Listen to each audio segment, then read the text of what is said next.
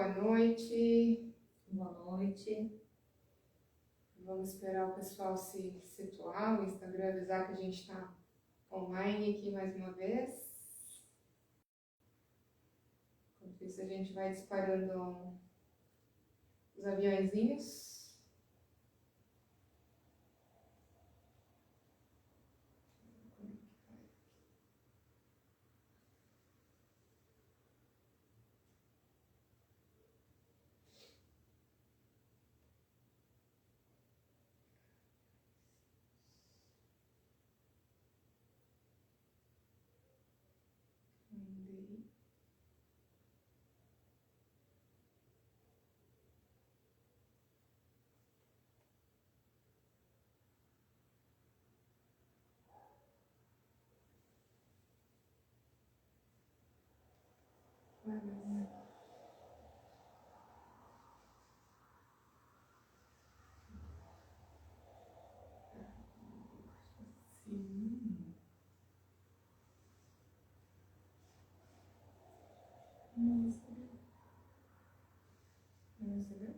Mandei no Instagram.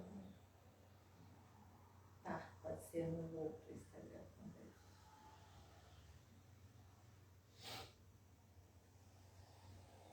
Recebi. Não, recebi não. Não tinha a minha. É esse aqui?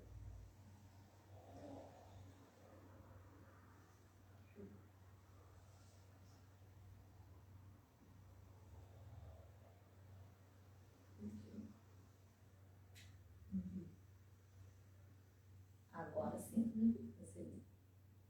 Eu vou enviar para o pessoal aqui. Eu consigo, né, enviar? Consigo. Consegue.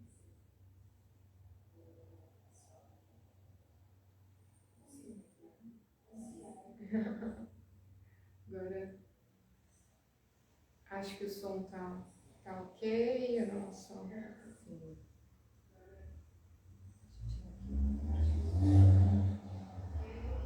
A imagem, todo mundo consegue nos ver.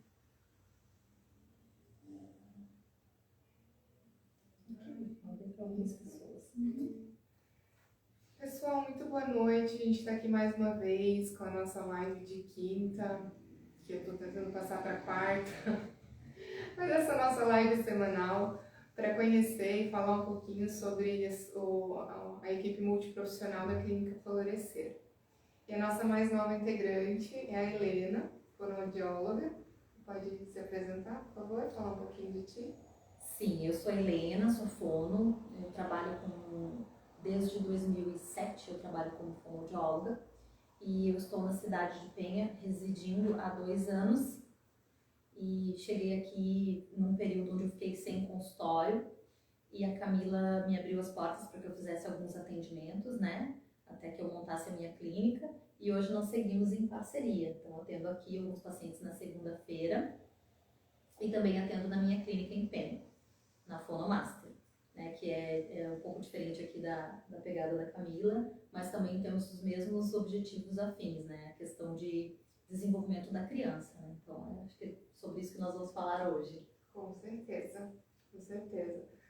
Eu acho que as pessoas, quem não tem uma criança, né, que precisa de fono, não sabe muito bem o que a fono faz. Eu acho que é um trabalho que é um pouco místico, às vezes, e a gente vai tentar explicar um pouquinho melhor, né? Então, a gente pode começar por onde? O que você acha?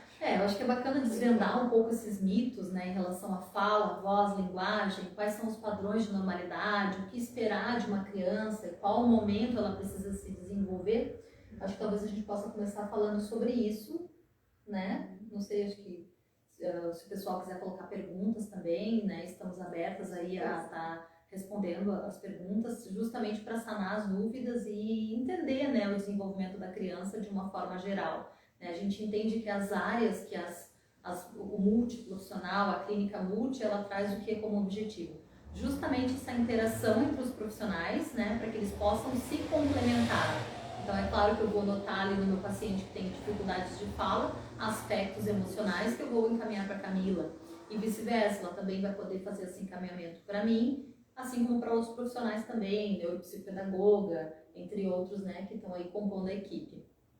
Então, no desenvolvimento da fala da criança, existem vários aspectos. A gente diz que a fala da criança ela não se desenvolve única e exclusivamente a fala isolada, né? A criança se desenvolve como um todo. E essas todas as interações que ela tem, emocionais, socioafetivas, que vão fazer também esse desenvolvimento da fala e da linguagem que antecede a fala, né? Antes de eu ter a fala, que é a articulação dos fonemas, que é esse som saindo para fora, com cada som, com cada ponto e modo articulatório para realizar aquele som, antes disso eu tenho a linguagem, né? Que são outras formas de comunicação.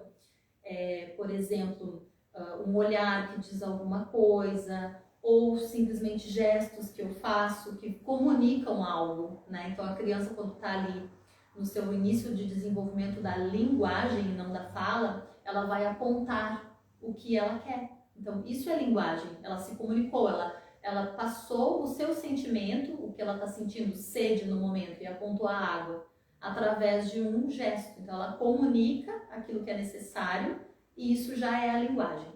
Já é expressar a linguagem, que é o que antecede a fala. Uhum.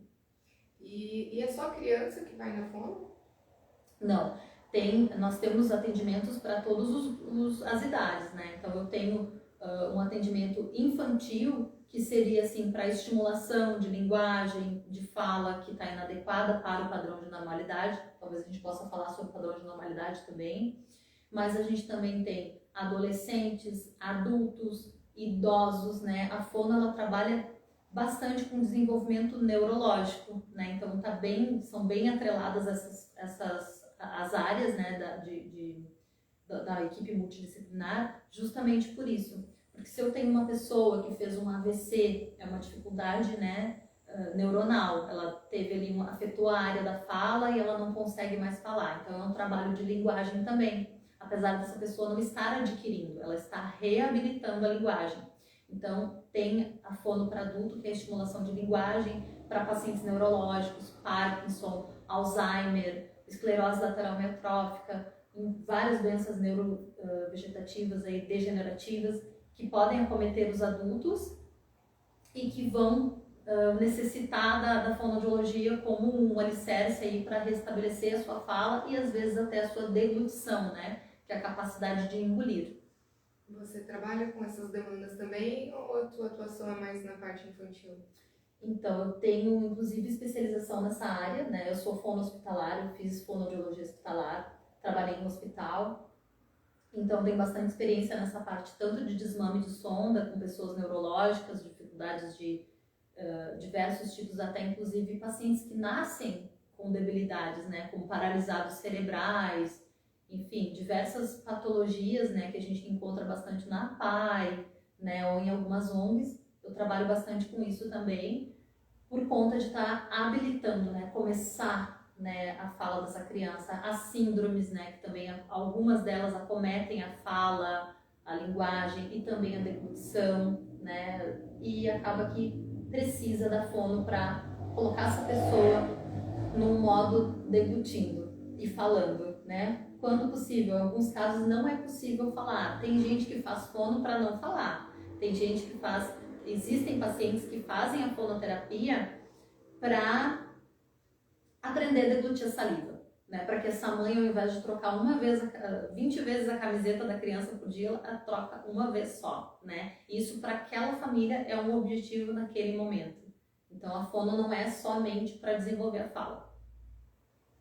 Tem várias áreas aí, né? Sim, bem amplo. Então vamos focar hoje a nossa conversa nessa parte do desenvolvimento infantil, né? Senão a gente não... É a maior demanda que eu tenho hoje em consultório, tanto na Fonomaster de Itajaí como na de Penha, é desenvolvimento infantil, né? É a questão assim que é o nosso ponto fraco, que é o filho, né? Que chegou ali naquele padrão, naquele momento e não atingiu o padrão de normalidade.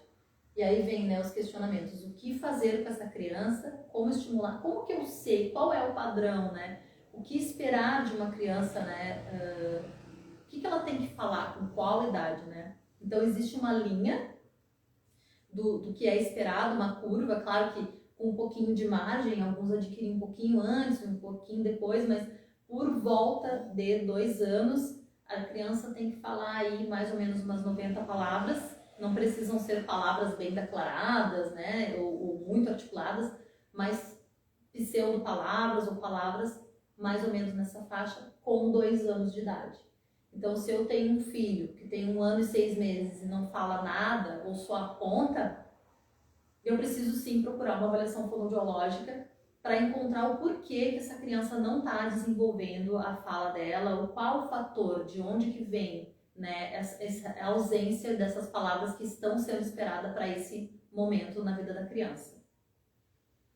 Tem um conhecimento popular aí que diz que depois dos 5 anos, se a criança não desenvolveu determinada habilidade de fala, não vai mais desenvolver. Mito ou verdade? É bem amplo falar sobre isso, né? Quando é um caso neurológico, às vezes eu digo que não compensa a gente esperar algo muito diferente daquele padrão que está se apresentando, né? Então, a criança não fala nada até os 5 anos de idade, pode ser algo neurológico, né? E aí não faz muito sentido, eu acho que sempre vale a estimulação, mas não faz muito sentido a gente ter grandes expectativas para a comunicação dessa criança. Ela vai ser uma comunicação mais alternativa, através de pranchetas, através de outras formas de linguagem.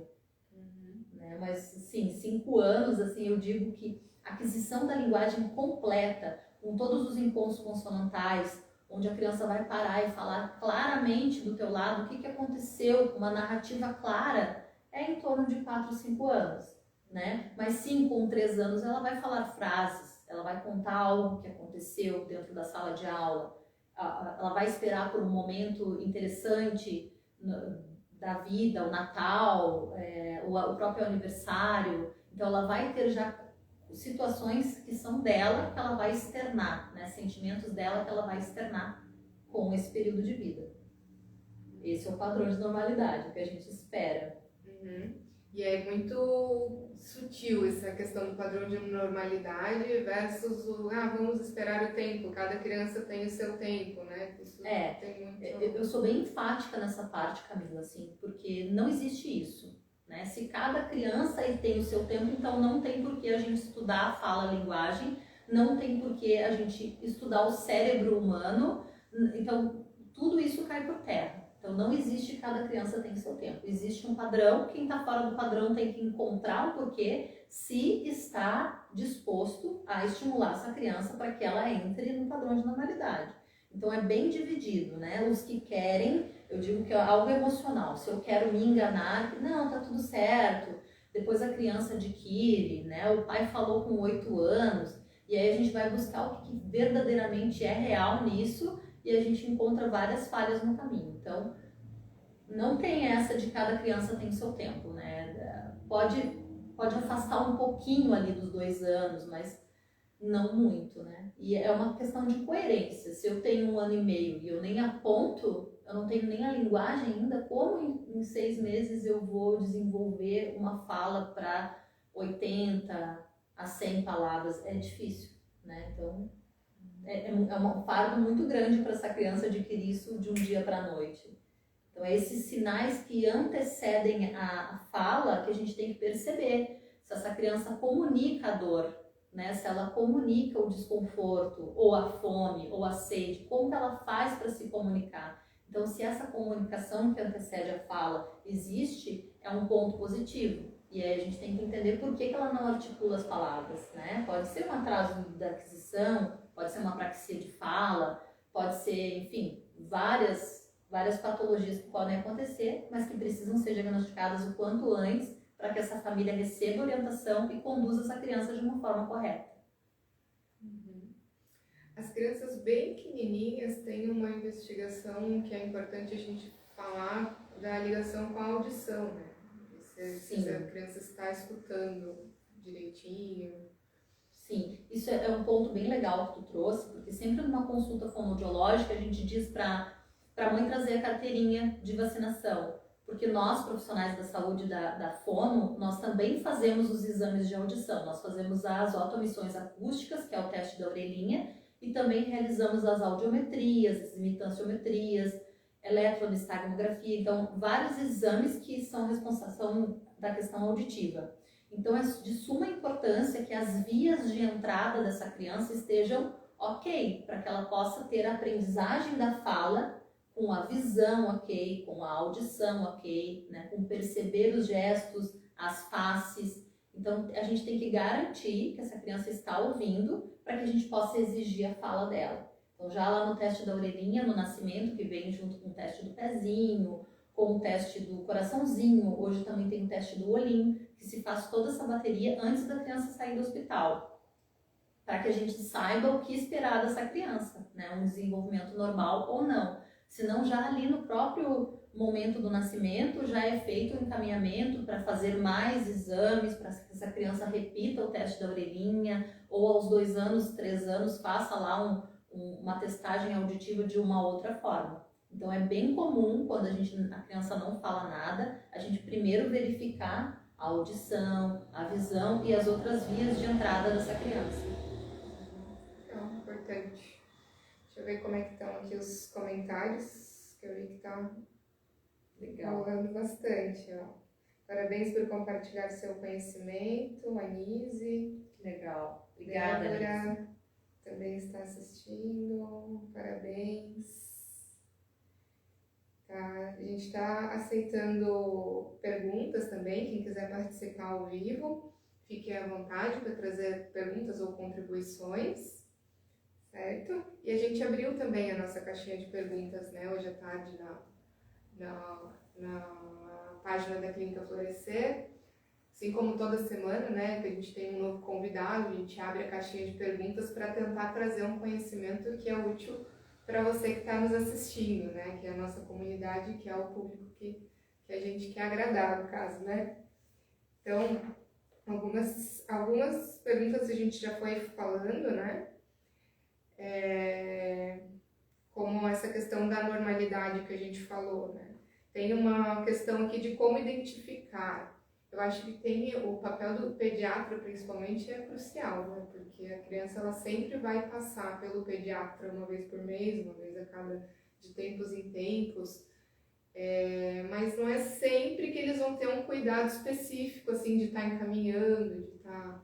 Então, será que a gente consegue trazer, de repente, algumas dicas das crianças pequenininhas, assim, dessa parte antes da linguagem, né? Como você estava trazendo. Sim. Eu acho que é bem importante isso, né, que tu comentou. Eu acho que o nosso objetivo com essas lives também é treinar esses pais para que fique mais fácil deles identificarem o que é o normal e o que não é, né? Então, se essa criança já tem dificuldade de sucção, né, que já tem uma linguinha curta, né? Esqueci de falar que tem o teste da linguinha também. Que já tem uma dificuldade de sugar, não mastiga muito bem os alimentos, então a gente já observa que tem uma dificuldade que possa virar uma dificuldade de articular as palavras, né? Então, treinar um pouco assim, poxa, meu filho sempre se engasga, eu tenho que esmagar toda a comida, senão dá problema. Então, se eu tenho que fazer essas facilitações para que ele não se engasgue, pode ser uma incoordenação da musculatura, né? Então, é algo para a gente prestar atenção. Deixa eu ver o que mais aqui que eu posso falar. A questão das intolerâncias, né? Se a criança é muito intolerante a frustrações, que é um aspecto emocional, né? Se ela prefere permanecer muito bebê, se eu desafio essa criança, vamos descer a escada, ela não quer descer a escada, enfim, ela prefere ficar no colo. Aí a gente tem que observar isso também, né? Se esses desafios relacionados a vamos fazer um som são bem aceitos ou não, né? Eu digo que identificar o som dos animais, enfim, observar na própria cozinha os barulhinhos do bife fritando, imitar os sons. Se essa criança não faz essas réplicas, provavelmente ela vai ter um atraso na aquisição da linguagem, né? Se eu não replico o barulhinho do cavalo, da galinha, enfim, é possível que aquilo apenas me chame a atenção ou que isso nem me chame a atenção, né? Então pode ter uma dificuldade auditiva pode ter uma dificuldade relacionada à atenção. Então a gente vai triando isso para que a gente encontre o que realmente está acontecendo com essa criança. Eu acho importante falar que os pais devem se ouvir mais, né? Porque às vezes a mãe fica, eu trago a mãe porque é mais comum, né? Mas a mãe, o pai, às vezes a avó, alguém fica com uma pulguinha atrás da orelha por meses. Mas tem alguma coisa que não está certo no desenvolvimento, nessa criança. Mas se não é a mãe ou o pai, de repente aquele familiar fica com vergonha ou fica receoso de falar, de comentar, de perguntar, de como que eles vão reagir. Mas principalmente nos primeiros anos de vida é muito rápido, né?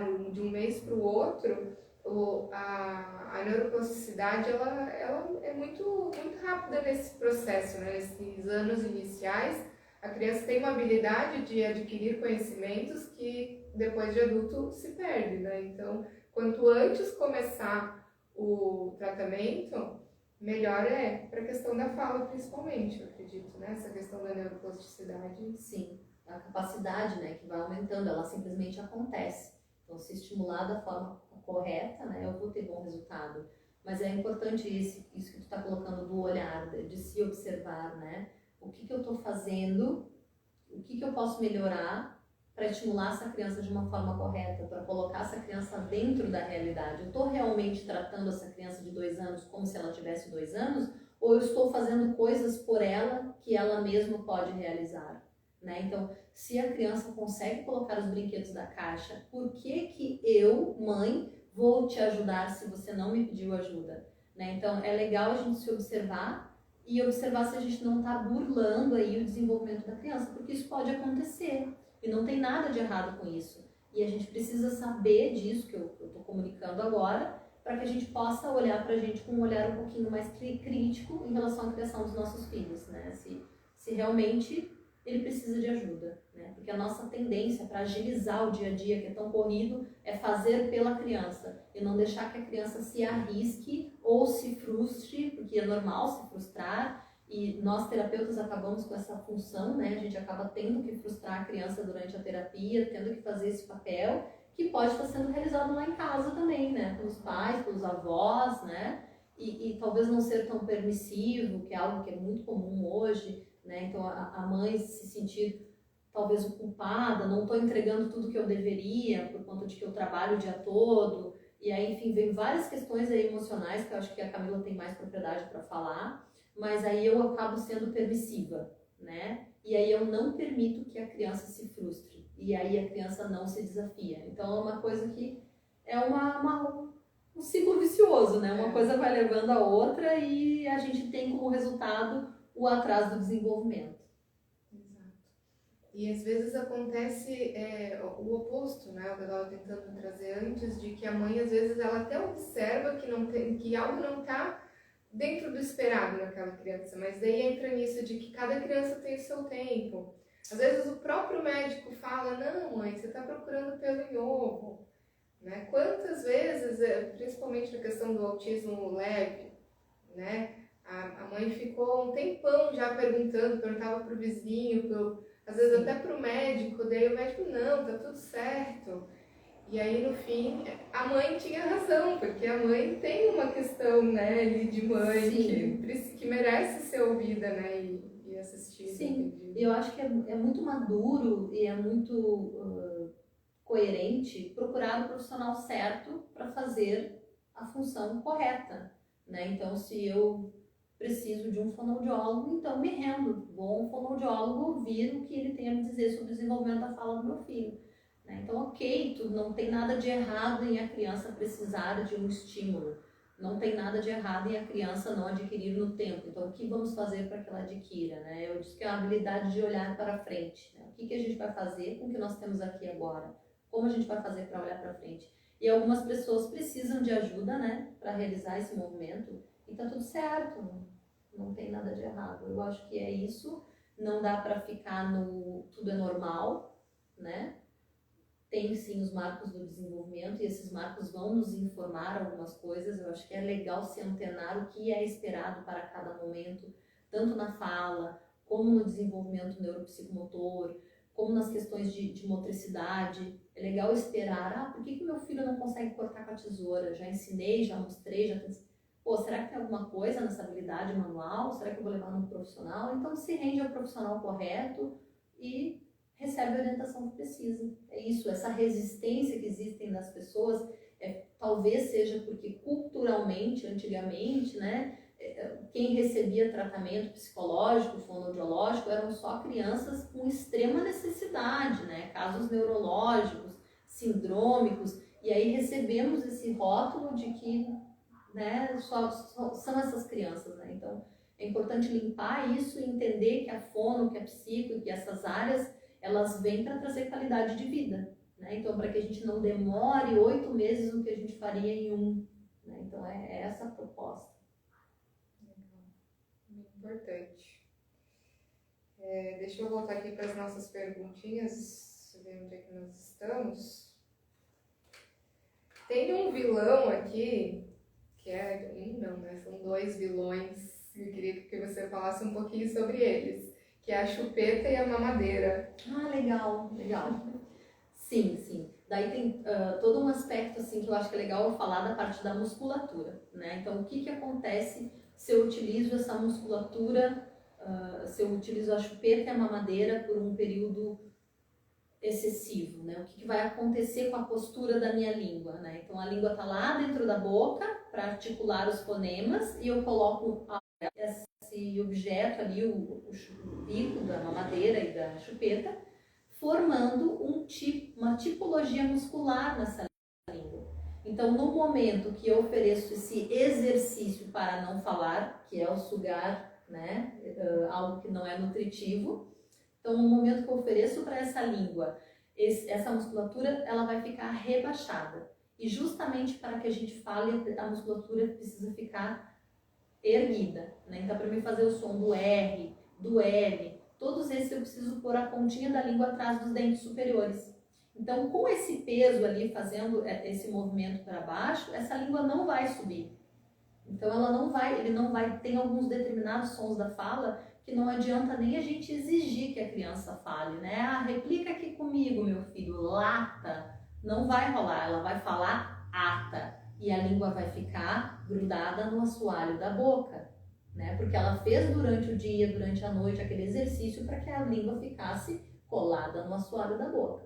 Então, não desenvolver alguns sons da fala está de acordo com o uso da chupeta e da mamadeira, que é esse exercício para que a língua fique com a fibra muscular rebaixada, né? Então, acho que fica claro que para que essa criança consiga realizar esses sons, encontro consonantal, o LH, o NH, esses que movimentam a língua para a parte superior, vão faltar ou vão ser substituídos por outras línguas, outros sons da fala, né? Porque a língua não vai ter capacidade muscular de realizar isso.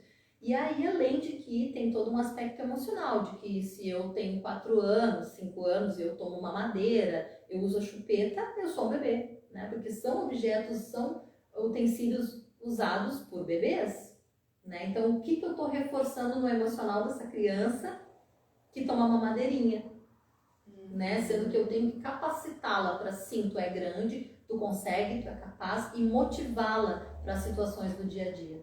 Né? Então é importante a gente rever e procurar às vezes um psicólogo para fazer esse desmame da chupeta, para dar o tchau-tchau para a mamadeira, substituir por um copo, enfim, utilizar vários recursos aí que existem, né, que o profissional vai orientar para fazer isso de uma forma suave, para que não doa para a criança e nem para a mãe, e resolver a situação. Não doa para a mãe, né? Eu bato muito nessa tecla no consultório. Se a criança sente que os pais não estão preparados para que ela dê esse passo, ela, a criança, ela não vai se sentir preparada. Né? Isso, a questão da cama é muito forte, né? Porque às vezes a criança já está preparada, já tem o quartinho dela, e aí não sai da cama dos pais porque a mãe vai ficar sozinha, de repente o pai trabalha viajando à noite. Sim, e aí eu me sinto corresponsável por aquele movimento, né? Poxa, eu, bebê, vou lá pro meu quarto, que eu tanto desejo, mas aí pobre minha mãe que vai ficar aqui chorando sem mim, né? E aí até que ponto que inconscientemente essas mães prendem o desenvolvimento dessa criança. Uhum.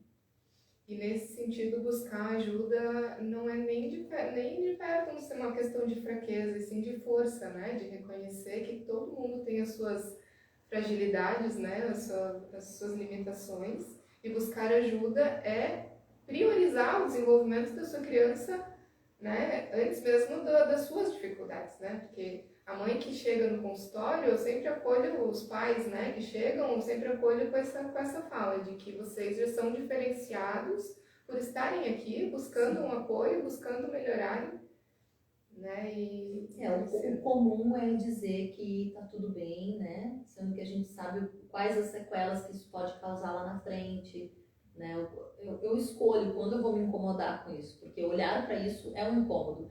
Então, eu vou me incomodar agora e já resolver e seguir adiante, ou vou me incomodar na adolescência com isso, ou vou me incomodar na fase adulta. Então, eu vou escolher qual é o momento que isso vai me atrapalhar. E aí eu preciso ter a maturidade de encarar, né? Que é isso aí. Exatamente. Mas retomando ali o assunto, né, da chupeta e da mamadeira, o que é menos pior, a chupeta ou o dedo? Eu acho que a chupeta a gente joga fora, né? O dedo não tem como retirar. Então, assim, o dedo eu já diria assim que tem algumas técnicas aí da ortodontia, que tem a gradinha para colocar lá no céu da boca, para impedir. Eu uso também uma luva, que a criança, para se lembrar que não pode sugar, a gente faz uma luva de um dedo só, né? Com alguma coisa, um sinalizador aqui que ela não pode. As trocas, né? Porque o sugar ele nos leva um pouco inconscientemente lá para aquela fase de amamentação, onde eu estou num local seguro, um momento aconchegante. E isso nos reforça para seguir sugando, né? Então é um marco também olhar para isso, né? É um marco do desenvolvimento tu parar de ser alguém que mama o tempo todo. Então não é legal, assim, tem algumas pessoas que têm até muita dificuldade de deixar de sugar o dedo, porque isso nos leva para essa primeira infância e é importante tratar isso quanto antes, porque isso vai nos causar sequelas aí, né? Tanto na parte muscular, orofacial, eu vou ter um céu da boca, que é o palato mais ogival, né, que é aquele mais retraído, eu vou ter a atresia dos dentes, eu vou ter, talvez, por conta de sugar esse dedo, eu vou deixar de falar alguns sons da fala, ou vou demorar para adquirir alguns sons da fala, ou eu vou falar muito rápido, vou acelerar essa fala, tudo decorrente desse sugar esse dedo. Então, é mais interessante a chupeta, que a gente pode entregar para o Papai Noel, para o Coelho da Páscoa, negociar, ler um livrinho de tchau, tchau, chupeta, né, do que o dedo, que a gente sabe que é um movimento inato, né, lá na barriga, às vezes os bebezinhos estão chupando, sugando, né, que já é um treino de deglutição, mas que a gente tem que evitar, né? Ah, mas meu bebê acabou de nascer, ele tem 1 mês, ele suga o dedo, é tão bonitinho. É bonitinho, mas é melhor então tirar aquele dedinho ali e colocar uma chupeta, né? Se a gente fala do menos pior, porque o legal não seria nenhum, né? Tirar do que eu estimular que ele sugue porque é bonitinho, porque já na barriga ele sugava, ou porque o pai sugava também, e assim por diante. Bem respondido.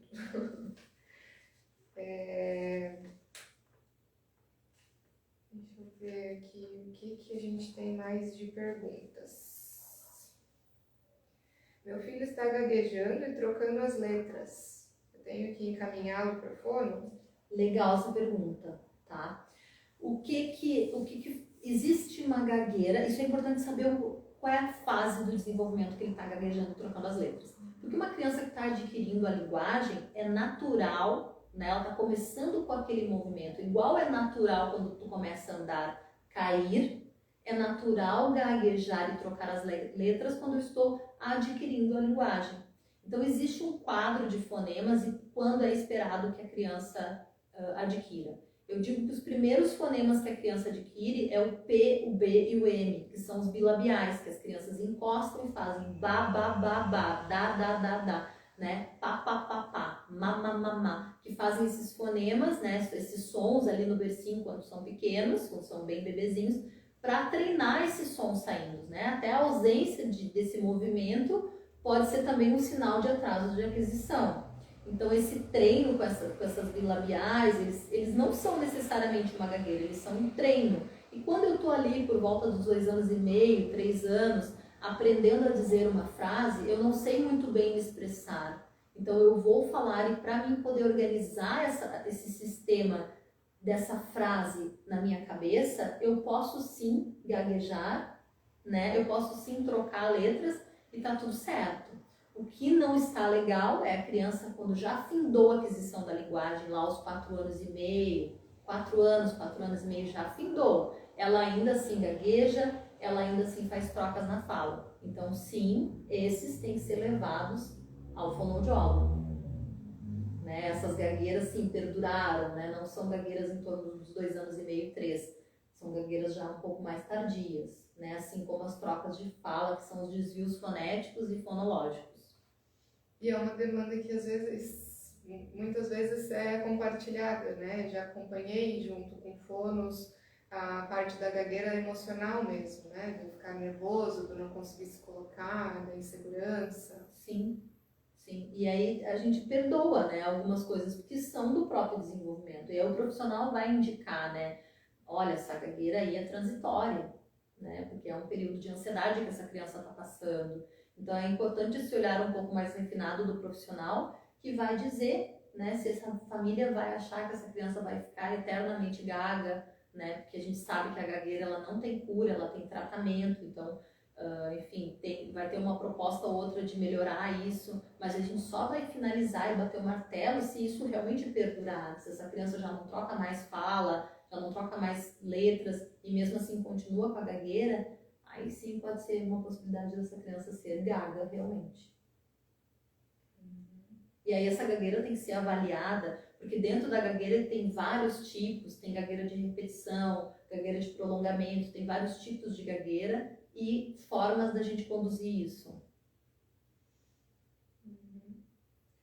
E só fazer um parênteses antes de responder a pergunta do Edson aqui, de que buscar auxílio, buscar orientação de um profissional qualificado faz toda a diferença, né? Na dúvida, procura orientação, nem que seja para uma sessão, para ouvir isso. Não, tá tudo certo, é só um período, né? Ele tá mais ansioso, busca um psicólogo, busca, né? Ou tem outras técnicas, né? Também tem outras formas, né? Essa pessoa é um processo muito longo, ela pode tentar outros terapeutas também, não necessariamente precisa ser eu tenho que ir num pediatra. Ela tem uma gama aí de recursos para buscar a cura dessa criança, né? E essa abertura, esse nível de consciência que os pais estão tomando através dessa live, através de lerem, enfim, buscarem conhecimento em fonte segura, é que vai fazer esse diferencial.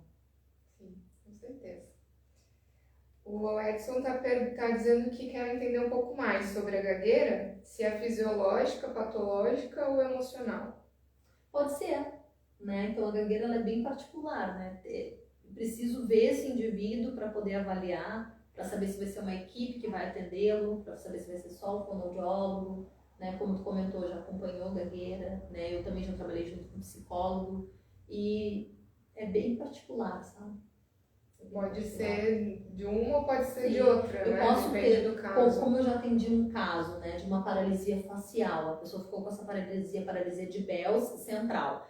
E aí ela ficou gaga depois desse período. E a gente entendeu que era uma gagueira transitória, que assim que ele se adaptasse com esse novo rosto, que foi o que sobrou, o que ficou para ele, que ia passar essa gagueira. Então naquele momento ele não sabia onde posicionar a língua.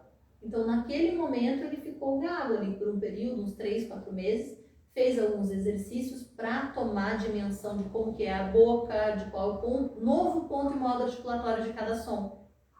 E aí aquela gagueira finalizou e nada emocional tinha. Era uma questão ali motora. Motora mesmo. E sim, isso pode acontecer. Entendi. Vamos ver mais casos aqui, ó. Meu filho troca as letras. Como eu posso resolver? Toda troca de letra, cebolinha, por exemplo, precisa fazer fono? Como é que funciona? Eu diria que sim. Tá, eu diria que sim, porque é cebolinha, né? O cebolinha fala balata, peleia, alanha, né? Ele troca o R pelo L, que é caracterizado dentro da fonoaudiologia como troca de líquida, né? O som do R e do L eles são líquidas, a gente chama eles assim, e é bem comum essa fala, né? Então, ele fala o R, ele fala rato, rei, Roma, que é o R mais glotal, é um R que fica lá na glote, que é um R mais forte. Mas urar, iroru, muro, nora, peru e bateria, ele não fala, né? Porque é um som mais difícil de articular, né? A língua tem que encostar no meio do céu da boca e voltar para falar o restante da palavra. Então, é um dos sons mais refinados da fala, né? Tanto o encontro consonantal, o pra-pré-pri, tra-tré-tri, a praia que sai paia, o trabalho, né? O tem, que deveria ser trem, né? São sons da fala mais refinados, que são os últimos que a criança adquire, que vai adquirir aí perto, algumas, né, vão adquirir aí perto de 4 anos mesmo, e é normal que ela fale tudo perfeito, menos esse sonzinho. E algumas crianças precisam de estimulação, sim, para adquirir esses sons mais refinados. Então, a partir dos 4 anos, se ainda está tendo essas trocas, é importante. Importantíssimo. Até porque, com 6, essa criança vai ser alfabetizada, né? O cérebro está lá maduro para receber as informações e aprender a linguagem escrita, né? E aí, se eu falo de uma maneira inadequada, a tendência de eu escrever aquilo que eu estou ouvindo, que eu falei, é muito grande. Então, essas trocas vão para a escrita, né? E aí vai se agravando esse problema, às vezes leva para a vida adulta, né? Troca do T pelo D. Aqui na nossa região tem uma questão cultural, né? Em determinadas regiões, em determinadas cidades, o falar caroça não é exatamente um erro, mas é uma Sim. questão cultural. Como que é Sim, isso dentro da forma? Isso tá tudo bem, né? Eu já trabalhei em outros estados, já tive a oportunidade de morar em outros estados do Brasil e cada um vai ter uma prosódia, né? Lá no Nordeste, ao invés deles falarem telefone, eles falam telefone, né? Coração, né? Então é diferente em cada região e não tá errado, né? Então se eu falo caro, caroça e eu tenho uma descendência alemã, isso não está errado, né? Mas se eu for exigida de falar carro, eu consigo articular e tá tudo certo, né? Não é um erro de fala de linguagem falar de acordo com o seu sotaque, né? Tá tudo certo pertencer a esse grupo e sim falar desse formato, tá tudo certo. A questão é saber se a criança consegue, ou a pessoa consegue pronunciar. Sim. E essa questão da pronúncia pode ter a ver com alguma questão auditiva mal investigada? Sim. Alguns sonzinhos da fala, aqueles que eu comentei, que são adquiridos em determinadas idades. Se a criança tem uma rolha de cera, por exemplo, ela faz otite de repetição, né? Fez lá uma perfuração de tímpano, e aí esse ouvido fica fechadinho, a entrada vai ser diminuída. E aí tem detalhes da fala, como troca de surdo por sonoro, que eu já vou explicar o que é, eu posso simplesmente não realizar, né? Por exemplo, o F e o V, eles são muito parecidos. A diferença é que um vibra e o outro não. O F é só um ventinho. E o V vibra a garganta. Então, essa é a diferença do surdo por sonoro. E se eu não tenho a audição em estado perfeito, o que acontece? Eu posso não perceber essas pequenas diferenças. E aí, ao invés de falar faca, eu vou falar vaca ou vice-versa, por serem muito parecidos os sons surdo e sonoros. A gente tem muitos pares aí que são bem parecidos. Ela não vai conseguir diferenciar e vai falar de uma forma errada, vai trocar a fala, e por conta dessa dificuldade auditiva. Então, mesmo dando o teste da orelhinha, ok, se a criança tem muito otite, né? Isso que você falou de otite de repetição, vive com o ouvidinho inflamado, né? É importante investigar se isso tem ou não. Ela pode não estar adquirindo a fala no momento esperado por conta das otites, né? Assim como aquela criança que dorme com a boquinha aberta, que tem a dificuldade ali, as dificuldades otorrinolaringológicas, adenoides, enfim, as coanas estreitas, a dificuldade rinites, as dificuldades respiratórias, elas podem também fazer com que a postura de língua fique inadequada, né? Então essa criança vai ter uma respiração mista, vai dormir com a boquinha aberta, em alguns momentos do dia vai ficar ofegante, acordar cansada, então ela também pode adquirir ou não conseguir realizar alguns sons por conta dessa postura de língua que está inadequada por uma dificuldade otorrinolaringológica. Tudo misturado. É tudo uma coisa só. Muito bom. E aí tem uma outra área que tá tudo ok, tá ouvindo bem, tá falando bem, mas tem uma coisa que chama o distúrbio de processamento auditivo. Sim.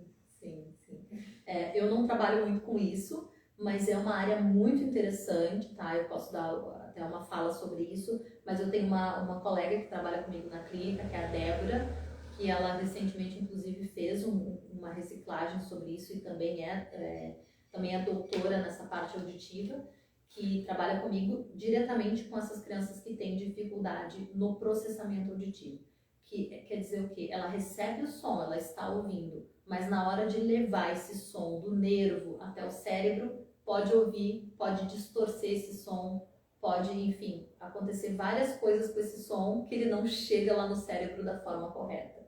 Quer dizer, entrou, mas não processou. Então, tem várias estimulações que se fazem hoje que a gente consegue perceber que são competitivos ali entre um ouvido e outro, ou até com sons externos, treinando esse ouvido para que ele fique apto a escutar os sons da fala e entender as mensagens e decodificar. Então isso é um treinamento mesmo, né? Então é bem detalhado, assim, são sessões bem cansativas, mas é super importante para o desenvolvimento, para a maturação dessa parte auditiva. Né? Porque eu escuto, ok, está presente, né? O teste da orelhinha deu positivo, deu tudo certo, a criança passou, né? Que bem passou ali no negócio, mas tem essa questão do processamento.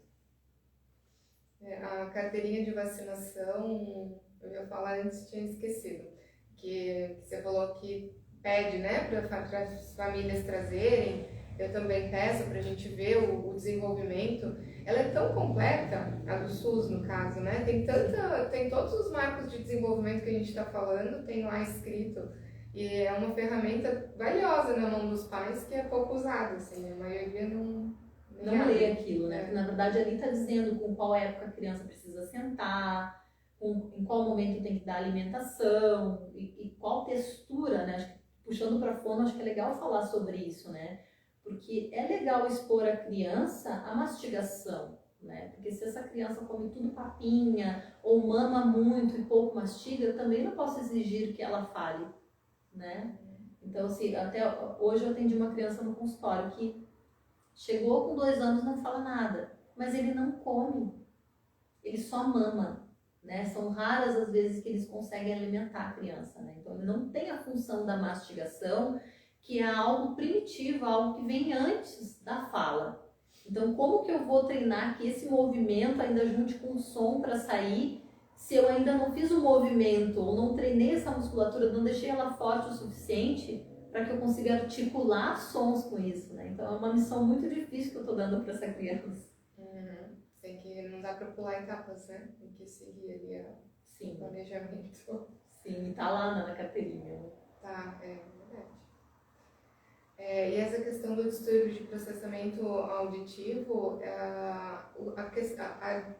o diagnóstico errado de TDAH que tem relacionado a isso é muito, muito grande, né? Entre outros transtornos, a gente dá um rótulo para a criança que mais tarde não é isso, sim, né? É bem sim, sério. e ela carrega isso ao longo da vida, né? De não conseguir ler um livro inteiro, de não conseguir se expressar em público, né? Eu não consigo apresentar um trabalho, e na verdade os comandos que vêm, são ali os comandos que vêm errado, né? Eu tenho dificuldade de aprendizagem, isso também vem, né? Lá nos laudos, né? E aí a gente vai testar e na verdade é tudo ali relacionado à audição. E uma coisa vai prejudicando outra. Vamos ver, a gente está no nosso limite de tempo aqui, né? Para não cansar. Agora já estamos perto das 9 horas da noite. Vamos ver se a gente já conseguiu falar sobre os tópicos. Bom, tem uma pergunta, né, que a gente já falou lá no começo, dos motivos das crianças buscarem fonoaudiólogo. A gente já falou vários, né, tanto das crianças como dos adultos. mas eu acho que dá para a gente fechar trazendo algumas diquinhas, né, para os pais ao longo de coisas que eles podem estar observando, né, dos pequenininhos, dos maiores, a gente já falou um pouco, dos maiores, né, alguma última palavra que você queira deixar? Eu acho que é legal assim passar bem uma ideia de que as crianças são capazes, né? Não é porque ele é um bebezinho de 1 aninho que ele não compreende. Eu acho que não limitar as capacidades da criança, né? Não olhar para ele e dizer ele não entende nada. Não adianta eu falar com ele que ele não vai responder. Então, sim, para que eu ensine ele que eu preciso falar e ele responder, eu preciso ensinar essa dinâmica. Então, sejam pais falantes, falem bastante, tenham diálogos que a criança consiga perceber, mostrem a boca, né? É importante dizer que o som vem daqui, né? Então, se eu tenho um objeto e eu quero que a criança fale aquele nome, eu posso usar a técnica mão-boca, que é antes de entregar aquilo para a criança, colocar do lado, mostrar a boca, como que eu faço para fazer o som. Ela tem que olhar, ela tem que ter um nível de atenção para ela desenvolver essa habilidade da fala. Então, isso é comum, né? Às vezes eu pergunto para a família, mas vocês conversam na frente dele? Não, a gente não é muito de conversar. Então, não posso exigir que uma criança seja extremamente falante e comunicativa se ela não é exposta a diálogos. Então, não adianta o diálogo da televisão, né? Tem que ser aquela coisa ao vivo, que eu percebi, que eu entendi, porque aquilo na televisão é uma ilusão, né? Então, tenta não expor muito a telas, né? Até a questão de estimulação auditiva lá no recém-nascido, né? Aquela família que recebeu aquele recém-nascido que veio do hospital e aí todo mundo faz silêncio e não vai maturar a parte auditiva da criança. Então, precisou bater, usa o liquidificador, tá de dia, tá tudo certo, né? Conversa perto da criança, igual como se ela estivesse na barriga. Fala com ela já desde a barriga para que esses inputs cerebrais, eles vão formando essa rede neuronal, para que a presença da fala seja algo que eu estou tendo um contato e daqui a pouco eu vou tentar fazer, né? Então, isso ser introduzido de uma forma correta, eu acho que seria uma boa dica, né? Expor essa criança a diálogos, falar com a criança, olhar nos olhos da criança, né? Se abaixar no mesmo nível dela, tentar fazer acordos, né? Mesmo que essa criança não me dê um retorno, tá tudo certo. Dentro de uma fase do desenvolvimento, sim. Né? Sim. Helena, muito obrigada por todo esse conhecimento que você trouxe pra gente, a sua forma de se expressar, acho que trouxe muita clareza sobre assuntos bastante difíceis. A gente deu uma bela pincelada em 5 anos de faculdade aí, depois de tantos outros de pós e capacitações, né? A fonoaudiologia é uma área bastante abrangente, né? Então, sobre cada um desses tópicos, a gente poderia falar 1 hora, né, tranquilamente. Mas o nosso foco aqui é sempre para esse convívio familiar, né? Essa relação dos pais com a criança, do desenvolvimento infantil, que é o foco da clínica Florescer, também da Fonomaster, como a gente falou antes, que a gente é procurado principalmente por essas questões, né, do desenvolvimento infantil. Eu acho que hoje a gente teve uma riqueza de informações, agradeço, né, por estar aqui conosco, essas horas da noite, agradeço por todo mundo que ficou conosco também até esse horário, pelas participações. Eu estou conhecendo a Helena agora, mas já deu para ver que grande profissional, né, que você é, pelos elogios que apareceram aqui também. Parabéns, Helena, grande profissional. Obrigada. Legal, é sempre legal assim, ter esse reconhecimento, né? Eu digo que os meus pacientes viram meus amigos, né?